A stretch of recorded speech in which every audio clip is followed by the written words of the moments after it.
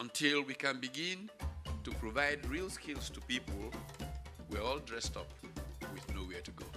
We need lawyers that are able to understand those international levels of business so that we get right value for our investment. We need all kinds of skills in place. But how long is it going to take? Who can afford it?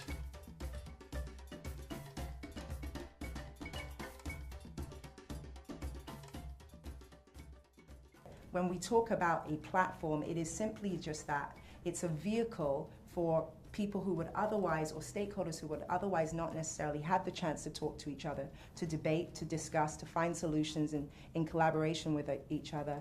The objectives of NDDF were to create an environment where these discussions could take place.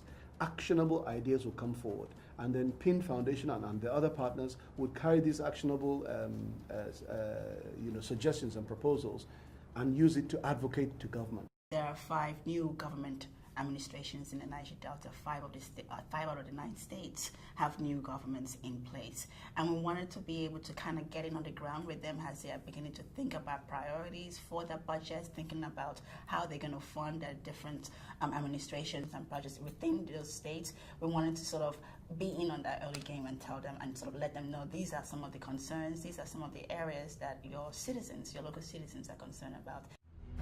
What are the roles that we can play? The problem of this region is enormous. That is really what this conversation we are having has to be all about. The first day we focused on investment and funding opportunities for investors, and then we moved immediately into a conversation around skills development for youth and women. Capital doesn't discriminate. If you create the right conditions, capital will flow. Okay, there aren't some people somewhere deciding not to invest in the Niger Delta. As soon as the Niger Delta is presented and packaged properly, the money will come in. Teaching people how to think, teaching people how to ask questions, teaching people about an entrepreneurial attitude. Entrepreneurial attitude doesn't mean you have to start your own business.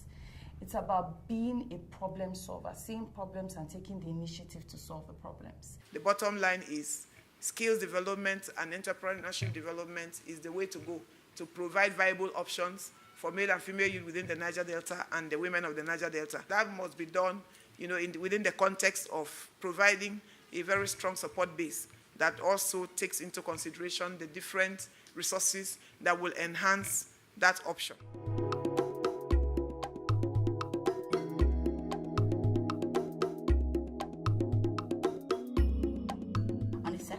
Focused around strengthening agricultural value chains, and we ended the day with a discussion on governance. So it's important to start from the market to determine the demand-supply gap so that you can identify the opportunities within any sector. Without that, you can't really start. I welcome ideas on how we can reposition our agricultural economies, undertake public investments in critical social and economic infrastructure, and accelerate industrialization in our various states. But there are a number of concrete things that are happening now, especially at the state levels.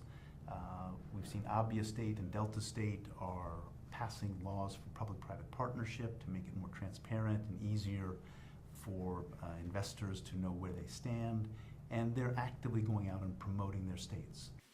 For infrastructure, the government is setting up a $25 billion infrastructure fund to invest in the transport and energy sectors. How do we make our services effective?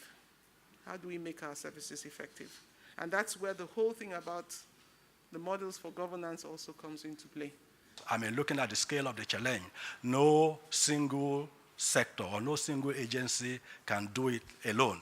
And one of the key recommendations was really empowering local citizens and CSOs in advocating their rights to government.